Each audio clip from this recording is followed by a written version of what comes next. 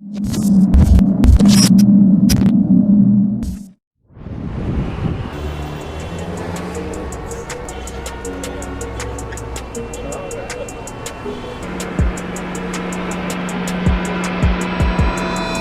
it do? This your host Big Worm on CitySpeaksPodcast.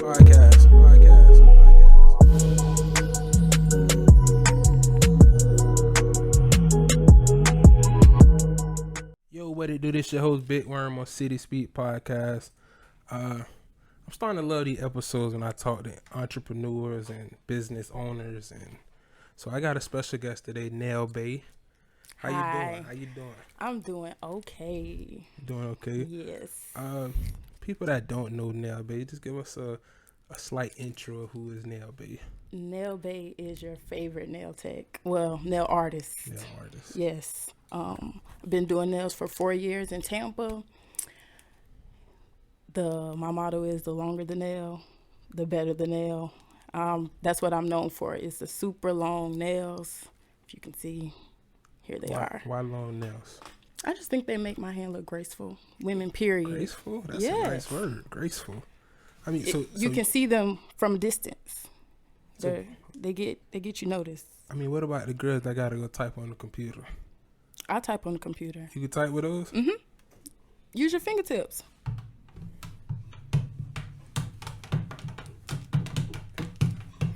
You know, when I was in elementary school, the secretary ladies used to have long nails, and I'm like, how the hell is she typing?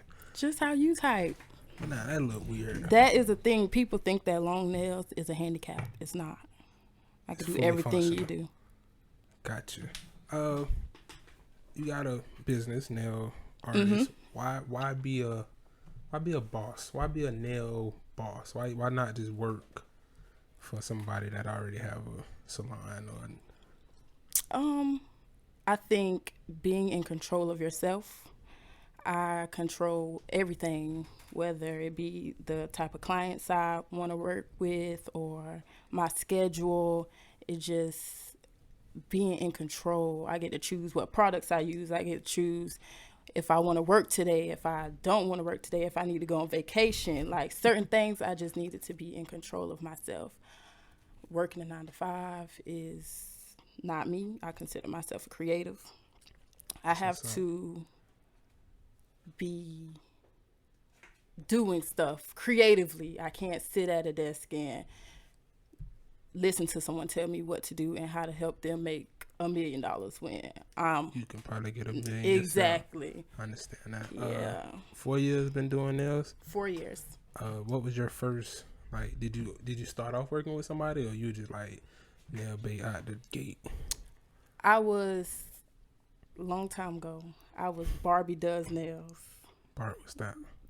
Yeah, Barbie was my person. Okay. Barbie Does Nails. That was my name. That was when I was by myself, and then I met my business partner at a salon, and then I became Nail Bae. So you met NailxBae, or you met? Me and NailxBae became partners. Gotcha. Yeah, she does lashes, mink lashes. So it's three you guys. It's three: me, Nail Bae, NailxBae, and Hair Bae. How's that? How did y'all meet? But you just gave us y'all met that one. How you met the last one? At another shop. That's the thing about working for people.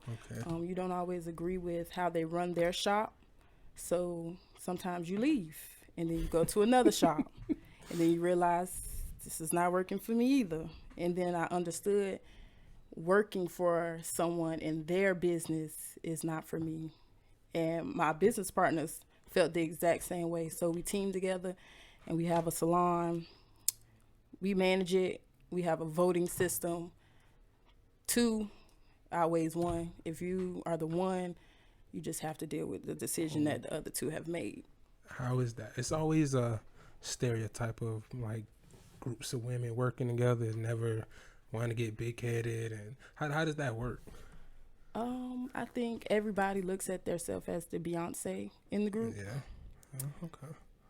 But for different reasons. So I am, like I said, the creative. So I'm the one putting things together. If we need T-shirts, I'm doing the T-shirts. If we need to decorate something, I'm decorating. So everybody got a job. Yes, and Hair Bae is good with money, so she manages, like, when it comes to paying bills, we always ask her, like, how much is it? Like, and she keeps up with it. NailxBae is the manager. She's going to keep everybody intact, everybody. So it works out. Everybody is the Beyonce in their category, and that's the key to it. That's hard. You got a collection dropping September 1st. Yes, my first press-on collection. And it's called Pressed. Pressed. For the people like me, what is, like, press-on nails? Like, what is it? Okay, so press-ons, like, little girls, girls who can't do this all day long, every day. Like, this is a 4-week thing. Mm-hmm. It's a commitment. Press-ons are for girls who are nurses, teachers who can't do this, maintain it. So they get a press-on, they put it on, wear it for the weekend, take it off. So they can just easily just be... Yeah, it's... Is it, so it's the little nail that used to just be popped off? Yeah, you know, you see in Walgreens. Okay. You just pop them off? Mine aren't Walgreens, but they're better than Walgreens. It's not something that you can get everywhere. What you seen for you to do that? What you seen for you to, like, I need to come out with a press nail? I had a lot of clients like my nails, but their job won't let them do it. So if you can't do it, you're not going to pay for it. But if you can enjoy it for a weekend, then... Why not? And I had a client, she would buy, like, basic press-ons and say, hey, can you decorate them? And I would do it, but it was like, you're not getting the full experience. So I decided to order a bunch of stuff and then just make them myself. How was that, finding, like, the right vendors? Oh, God. Hell. Like, communicating with vendors is the worst. I can't even describe. So did you go the through torture? You went through the whole like, send a sample? Yes. And then once you get them and you start a relationship with a vendor, it's easy. You can just say, hey, I need another order of what I did last time. And then they send it and it's fine. But actually finding a vendor and searching is ridiculous. And purchasing a vendor from other people, it doesn't do anything either. That's something you have to research on your own. What you mean, like the whole, when you see on Instagram? Like, yeah. Purchase a vendor is $35 and they give you can Google this stuff. It's a scam. They trying to make a quick buck. Yeah, it's a scam. Is it intimidating being like a black woman business owner? Yes. Quietly though, because you can't show that you're intimidated. You have to kind of like strap your boots up and put up a front, like you strong, but sometimes it's hard. Like, people expect so much from you. They expect, like, my press-ons. People are going to expect Walgreens. I'm not Walgreens. You're not going to be able to come pick them up this day when you need them. It's going to take time. It's going to take time. I don't think people understand being a startup business, a small business, and then a one-person business. Pressed is me by myself. Okay. So it's hard, but I put up a front, got it all together. But it's hard. It's like everything hard. Let's get into the stereotypes of a business. Popeyes came out with a chicken sandwich last year, and I know that's off topic, but I just like talking about stereotypes. And, Popeyes are mostly in, like, black neighborhoods. Mm-hmm. Mostly in black neighborhoods. What do you feel about, like, I felt like their chicken sandwich was a little better than Chick-fil-A's, personally, myself. Oh, God, but no. It wasn't? No. It wasn't. I'm sorry. It wasn't. Did you have it? I did. It was disgusting, actually.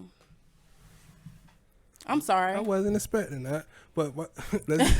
God, so the stereotype of, like, why do you think, because, when you think Popeyes, people always think, like, bad customer service, kitchen full of black people. Why do you think they get that stereotype and then Chick-fil-A doesn't? It could just be the process of them hiring, if that makes sense. the criteria of the people they're hiring could just be different. I don't think it has anything to do with the location, because I've been to Chick-fil-A's, believe it or not, where the customer service has been trash. I don't think it has anything to do with the area or the business. I think the criteria of the people they hire is a bit different. So Chick-fil-A may have a requirement for you to be this cheerful, happy person 24/7, and Popeyes may just be like, do your thing, get these chicken sandwiches out, and go home. So I think it just depends. The expectation is weird because we can know that we're gonna go to Popeyes and it's gonna be rude, but we don't care because it's Popeyes. Everybody loves Popeyes chicken. If Chick-fil-A started to give bad customer service, I don't think anybody would care. Do you expect like black business to be not as professional? Because like I don't. No? I don't. I think black people in black businesses feel like, oh, you need to, like I said, people are going to expect certain things from a black business, but not expected from a white business. Or in the Asians and all them. You're going to expect for me to answer you as soon as possible. As soon as you text me, you're going to want to text back. You don't even have the option to text the Asians. Yeah, and you don't know what they're saying. Exactly. You're going to expect me to fit you in, even though I have a book day. You booked the last minute. You're going to want me to go the extra mile and get you in on that exact moment and I can't do it, and now you're upset, but you don't have that option with Asians. Why you think why is that? Why we so? Because right now it's big to cancel black business. Why I think it's like because you see me as your equal and not your provider. You see what I'm saying? So because me and you black, we probably around the same age. You feel like, oh yeah, I can talk to her any type of way. I can manipulate her to do what I need her to do, and how I'm going to do that is if she doesn't do it, then I'm going to go to Instagram and I'm going to say she didn't do it, the customer service. But in business, I'm not your equal. You're a consumer, I'm a provider, and that's that. Both of us have to do certain things to maintain a relationship so that the service and the mood or the energy of the appointment goes good. You have to do your part and I have to do my part. It can't just be me coming to you and chasing you around to make sure you're happy. You kind of have to meet me halfway, if that makes sense. How was it building your clientele? It was hard, I think, but I had patience. I knew I wasn't going to have I really legit just really started having steady clientele towards the end of last year, and I've been doing nails for 4 years. What did, like, in the first 3 years, was it like, maybe I should try something else? Or in the beginning it was like people not biting it, and I was doing all type of specials, trying to get people in, just trying to promote myself, and they would come for the special, but then once I went to regular price, they would go away. Oh man. So at first I was like, maybe I should just stick to my job and just work. But NailxBae was like, no, it's going to happen. You just have to be patient. You just have to, if you have to do specials every month, then that's just what you have to do, because the people, they're going to keep coming back to you, and eventually you're going to have a clientele. Now I can say I literally have a clientele. So I have regulars who come see me. Like, they make sure they come see me. They tell everybody about me. That to me is worth the wait. It's worth it to just be patient, and just, even if you have a month where nobody booking you, it's going to be a time, if you're good and you really work with what you got going on, they're gonna come. They're gonna come. What are like some of your customer policies? Like, I do have a deposit situation where you can't even confirm an appointment without a deposit. I ask that your hands be clean. Do you get that? Like, oh, I thought we had an appointment, but you like, all the time. People will DM me and say, hey, I want to come at this time. And I'll say, okay, go on the website. And then they'll be like, hey, can I still come? And it's like, that spot is gone. You never sent a deposit. You never sent your deposits. You never booked online. Somebody got it. I'm sorry. Like, what do you want me to do?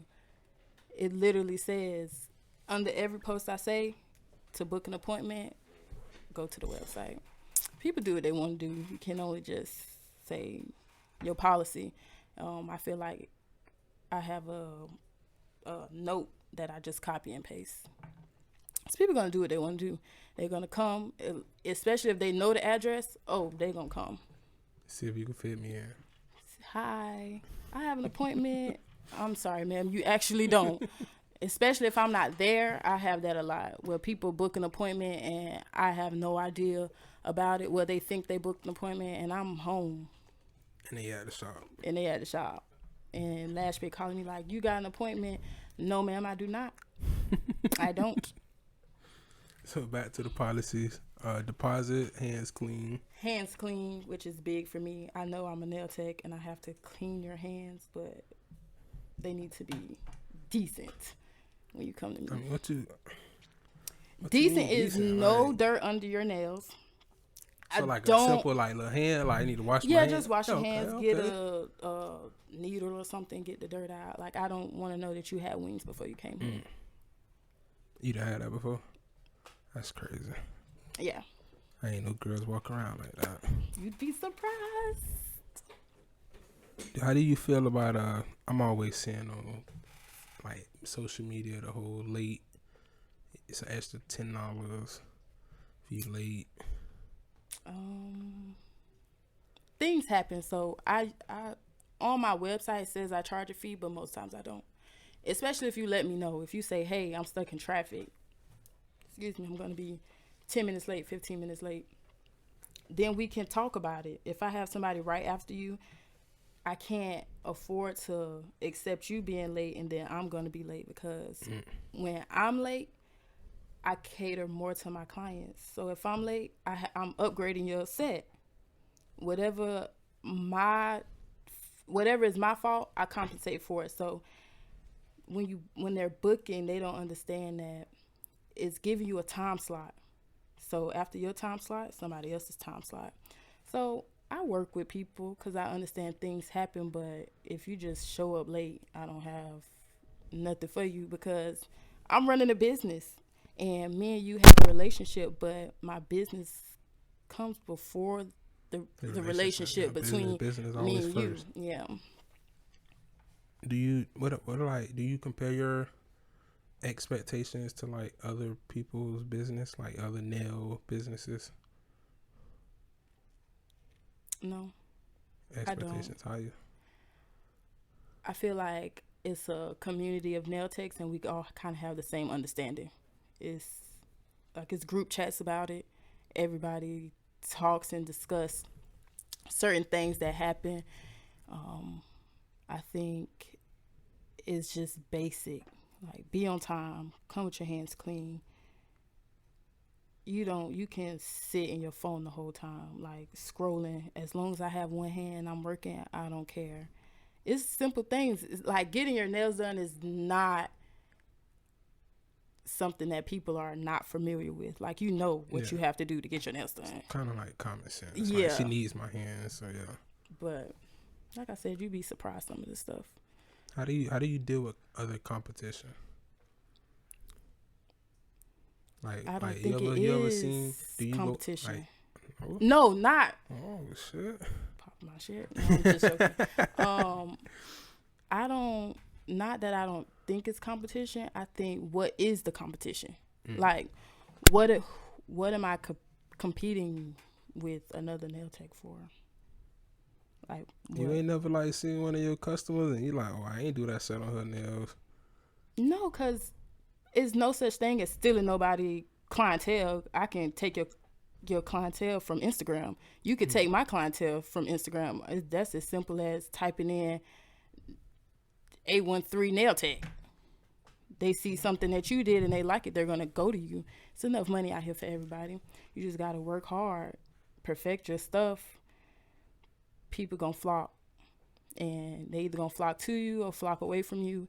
But that's up to you. That's up to me. I'm not looking at another nail tech and saying, oh, I do this way better than her. Why is her clientele more than mine? That's not something I can study. I don't know. She may do something at her appointments that I would never even imagine doing.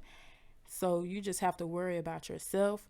It is some things that I say like, oh, she doing that. I need to learn how to do that because that's a different market. Stuff like that, but that's not competition. That's just understanding the field and knowing and keeping myself sharp. Gotcha. How do you market besides Instagram? Like on Instagram, how do you market Nail Bae? I think by me just doing my own nails, I get a lot of attention from me doing my own nails. They do like that to the camera. They are attention grabbers. Yeah, doing my nails, business cards, shirts, stuff like that, and I have like I wouldn't really call them a promo team, but it's girls who have consistently come to me, and when I do their nails, I make sure I go hard because they out in the street. You know what I'm saying? So they out in the street, they telling people, oh, I go to Nail Bae. One of my clients put my name in a rap song, and I was like, oh, thank you. Like, got followers from it. So I think my work speaks for itself. So if somebody sees it, they're going to want to know who or where. So that's something I want to work on because I'm revamping myself. I hid behind my logo for a long time, so people didn't even know that. I was going to ask that. You go on Nail Bae page, it's all nails. Not me at all. Why? When I first started doing nails, I was self-conscious about my work. So I hid behind my logo. I would just make a logo and that would be me. Like, you don't know who I am until you go on the booking site. And I think that helped me a lot in the beginning because people can feel some type of way about you and not even take a look at your work because they know who you are. So I hid behind my logo, and if you came to me because you liked my work. You didn't know it was me until you came to your appointment and you realized, oh, it's here. When I started City Speaks, my biggest discrepancy, like my biggest challenge was if I wanted to like do sit down interviews. I know it's gonna be some people that's not gonna fuck with me just because it's me. So I had to deal with that. So I understand you on that. Yeah, and then with girls, it's a bit more. It's harder. Because if I would have came out and said, oh, Valencia does nails, it would have been, oh, y'all know Valencia, she went to da-da-da-da-da, is this. But if instead of just worrying about it. Yeah, and if you just see the work, you already fuck with it. So you might as well just come, book your appointment.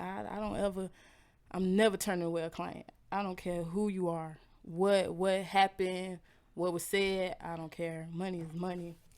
You ever had somebody book and they surprised it was you? Yes. Yes. Like you knew them, like cousin type shit? We had people in common. Okay. And, we come to an appointment and it's like, I'm shocked because I don't know who you are. Mm-hmm. I just see a name, but you double shocked because it's me. I've had people, like my work and tell somebody else like, oh yeah, I want to come to her. Come. I'm not gonna turn you away, I promise. What's the worst experience you had with doing nails? It wasn't really nails. When I first started, I was doing pedicures. I don't do pedicures anymore. Pedicures are feet. Yeah, that trumps anything. Okay, before you speak, right? Because I'm big on like, I get my feet done. Mm-hmm. I let lean straight my shit, boom, boom, boom. Why don't you do feet? That's a whole other avenue of money though. Like thing of black nail techs and hashtag Black Nail Techs Matter. Oh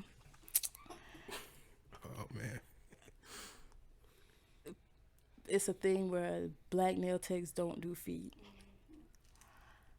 As a nail tech and a nail artist, I feel like black women should not be doing feet. That's my opinion. I just feel like it's not. If I'm a woman, I'm a black woman, right? I'm never going to go to a black nail tech and ask her to do my feet. Like, this is gonna be what if it's a black man nail tech? Would you let him? Yes. Why? I hold. We don't want to touch feet just as much as you want to touch feet. I hold black women to another standard. I'm not gonna ask a black girl or a black woman to touch my feet.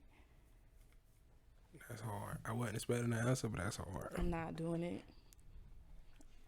All right, so go back to the bad experience. What happened? Yeah, I was doing. What happened? I was doing a pedicure and like I already didn't like doing feet for that same reason. I feel like I'm above doing feet. I'm just gonna say it, and I feel like a lot of black women feel that way, and they have the right to feel that way. I'm not upset with it. I just always wondered because I always seen that. Oh yeah. So, she came in. I kind of was like already like in the mood, like, oh, I got a pedicure, and I saw it before she sat down. You saw her feet? Yes. So she sat, and then it's like most people don't wear a mask when they do pedicures, but I felt the need to put on a mask. And the deeper I got into the pedicure, the more disgusted I was. And that was my last pedicure. You finished her feet? Barely.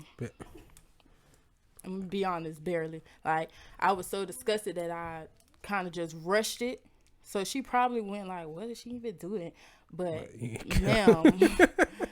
ma'am. So, what you discussed? Like, scraping? Yeah, kind of like, barely doing it. Last pedicure, you done. Gave her a free gel because gel is fast. You just cure it and you out the way. So I upgraded just that. That's how you look at it. Yeah, I upgraded just that. You should be happy about it. Oh, man. Yeah, I don't like touching feet either. If it ain't my girl, I don't really like touching feet either. Yeah, it's feet are disgusting. Mine ain't that bad. Mine ain't that bad. You and the Baes are in the process of opening up a shop, right? Mm-hmm. How is that? Describe that. Ooh, it's been a process. It's been a long process, but I'm proud of us because us three, a lot of girls have shops and it's given to them in a way. Like, they may have somebody backing them, not us. I feel like we invested in ourselves a lot. We worked, and as we worked, we did something. As you work, you get money, you invested into yourself. It's been 100% us. Like, it's none of our dudes invested in us. No, like, loans, no scams, no, nothing. It's just been us. And we've been rocking with each other for a long time, so it's easy. It's been a long road, and people probably like, they've been trying to open this shop for the longest, but it's because we don't have no backing. It's just us. It's just hard work. Yeah. Like, you know how girls say, oh, I got it out the mud. Like, you really didn't get it out the mud.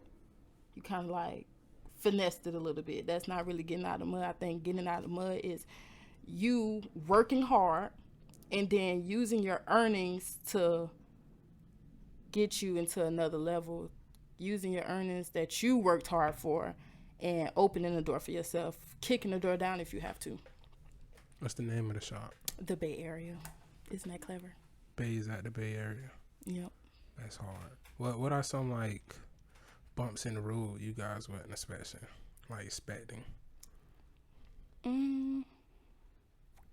I think COVID that. Ooh. Yeah, that came out of nowhere. But when I remember they was like, oh, you got barbershop, salons. We was like, what the hell? What is we gonna do? But for me, it lasted. They didn't work. It lasted 2 weeks for me. Once I seen Walmart was open.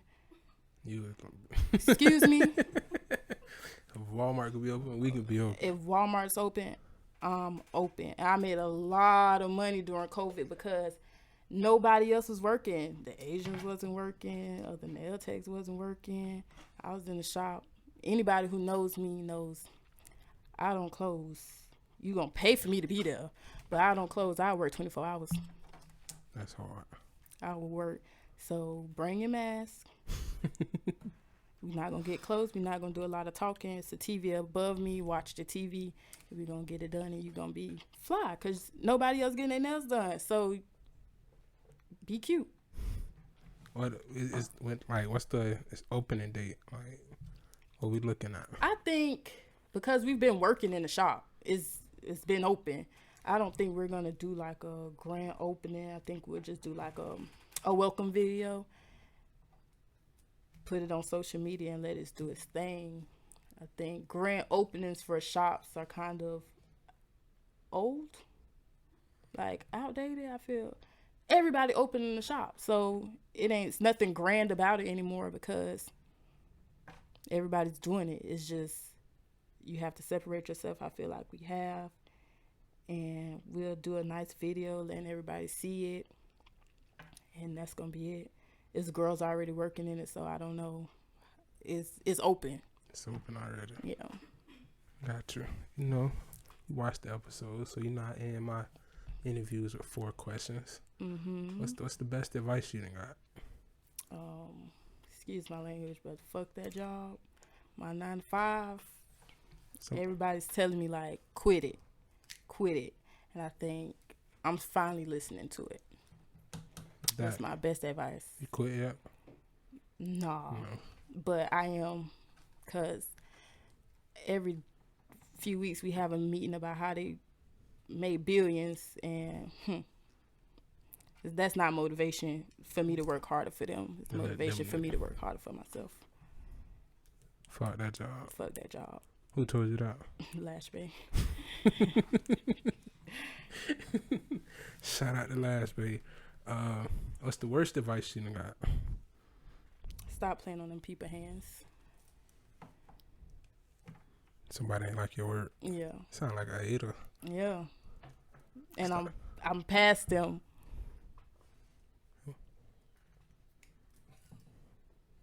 Shit. Because if I would have stopped, I wouldn't be Nail Bae. Yeah. That was said when I was Barbie Does Nails. So that was a few years ago. Did it hit? Like, did it like when they said it? You were like, damn, I should. Like, no. I was like, okay. Just a hater. Yeah. Because people, they do like a motivational thing, but really they don't want anybody to be equal with them. And that's not how this is. It's room for everybody. And like I said, black nail techs matter. So I want all, if you're a black woman, you should go to a black nail tech. I don't care if it's not me. Find you one. Sit in a chair. You'll learn more about each other. Like I talk to my clients and it be like therapy. We all going through the same thing. You can't sit with an Asian while they doing your nails and talk to them about anything. They don't even be talking to you. They be talking to other people. Yeah. It just don't make sense. Like, why would you do that? Find you a black nail tech. But you want us to go there to get our feet done. Yeah, because you in your phone anyway, getting your feet done. Let them wash your feet. Don't let a black woman do that. What's the biggest challenge I'm gonna ask 2. What's the biggest challenge you faced in business and in life? Business is taking it serious because like I have a 9 to 5, so sometimes I could get lazy because I know I got a check to fall on. If I learned to take it serious, and just because it's $60, I need to go get them $60. If it's $40, I need to go get the $40. you have to work. I have to take it serious because this is what I want to do. I don't want to work 9 to 5 and help other people get richer. I need to help myself get richer. That's the bottom line. In my personal life is making time. 'Cause like I said, I work 24 hours. Like my mama always tell me like, you'll never come by, and it's like I'm working. Making time for like. Yeah, I don't have no kids. All I have is a dog. Put my dog in the cage and I go to work. I mean, so like making time for like personal stuff. Yeah, like, making time for personal stuff, my family, my days off. Even if I say, oh, I'm not going to the shop, I always end up in the shop. Like at first I didn't know what to do with a Saturday. But go to the shop. I work Saturdays from 9 to 9. If I'm off that day, what am I doing? You can be in the shop. I can be in the shop. Be in the shop. I'm with you. So that's I have a hard time doing that. Kind of like affects my friends, boyfriends. I was gonna say is like how did that with the dating life? Were you just always working? I get in trouble a lot for working. It sounds crazy, but you can make plans.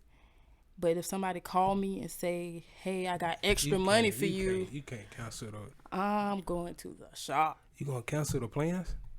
He hit you like, oh, dinner 7. Because 8. if a man is going to go get his money, I can make. How is that different? I didn't really mean to say it's different, It's but not different. It's not. A man is going to go get his money. You're not going to do anything to stop a man from getting his money. You're not. You can't say, hey, I want to go on a date. He's going to say, oh, okay, we can go. And then the last minute, he's going to say, yeah. And then the date's not going to happen. Yeah, but if I went out my way, I didn't schedule dinner, movie, little boot, and you talking about you got to. Yeah. They giving me extra money. I'm going to be upset. Yeah, I understand that. I would be upset if I scheduled a date and you went to go get your money. I would be upset, but it's not the same. It is the same. What's the difference? I'm a woman. What? Yeah. See, men want a stay-at-home wife that work. That's crazy. Like, I feel like if because off rip, it's already a stereotype of like men need to be more affectionate and show like this. So if I'm going out, I'm like, boom, I got this set up. And then you talking like we gotta reschedule. It's not something that happens all the time, but if somebody say, "Hey, I know you're off, but I have extra such and such," and me and you went on a date last weekend, we don't need to go on a date this weekend. I'm gonna go work because I've been in relationships where the man is putting the money first, and it taught me to put my money first. So I can get up with you when I'm done. It don't take that long for me to do nails. Yeah, but now you done messed up the move. No, it's not. It's a sweet text like, hey, such and such came. Like, I'm going to just go do that. See. I'm so petty. I'm like, all right, I'm finna go hang out with my homeboys then. Yeah. Sorry. But in my head, I'm like, I just satisfied a client. She's going to come back. I know she's willing to pay extra. That's a win for me in the long run. Because if I say, oh, no, I'm sorry, I can't, she's going to go to somebody else.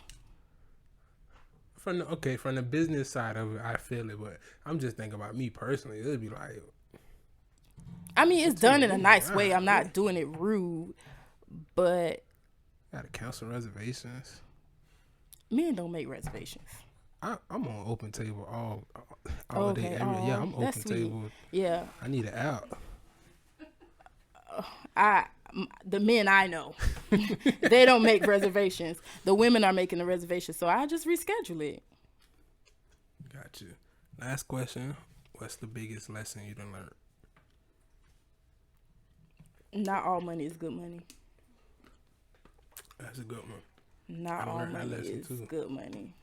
Like, it could be like, ooh, I could get a bag. But if the whole time I'm doing your nails, I'm like aggravated. Like how you done the lady feet? Yeah. I would have felt better just not doing it. And the bag is going to come if I keep working hard. So Yeah, not all money is good money. Like, I would literally block somebody from booking on my site. I'm not the nail tech for you. Why? Like, what, Like, most of my clients, they know me, right? And they understand, like, this, we have a friendship, but you're not, how can I say it? I'm not on your time. I'm on your time when you schedule the time. Now I'm on your time. So whatever you want to do in this. Yeah. So it's no reason for you to text me at 5 o'clock in the morning about anything. That texting. I mean, but think about you. So you just that therapist for them and that, like, you see y'all. Yeah. You gonna text your therapist at 5 o'clock in the morning? Therapists that get text messages. Oh, yeah. I'm not one of those. Like, in your scheduled time is when we talk, or you have my attention. I don't even really use my phones during my appointments. You have my attention at 5 a.m. Don't do it, because I'm not the nail tech for you. You need somebody who is on your time 24 hours a day. I'm not that. You contact me during customer service hours, which is 8 to 5 or 8 to 8. Yeah, I heard the schedule. Yeah. Attitudes. And who has the attitude getting their nails done? I say this all the time. I did not know how crazy women were until I started servicing women. Y'all crazy. Yeah. Yeah, y'all are crazy. Like, I love all of my clients. They rock with me. We have conversations. I don't have to put on my customer service voice. They understand, like, I'm me.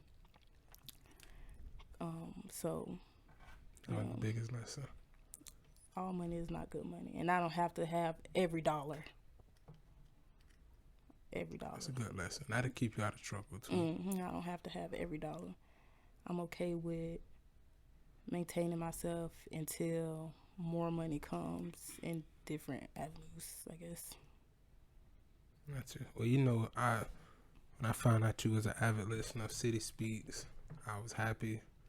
I got a fan. It be good when I know when I got fans that watch my shows. Yeah, I be watching you at work loud, making everybody mad. When you was doing book, he said something, I bust out laughing. The lady who was sitting next to me, she's like, "Can you quiet down, please?" I was like, "Turn it up." She need to tap in City Speak. Is there anything you want to be done speak on that you want to talk about or get off your chest? We ain't doing feet. Yeah, I'm not doing feet. Not doing feet. Everybody go get your black nail tech. If you follow me, I shout black nail techs out all the time. Black nail techs matter. Yes. Hashtag make it trend. Make it trend. Make it trend. CitySpeaksPodcast, Nail Bae. Bye-bye, you guys. We out. CitySpeaksPodcast.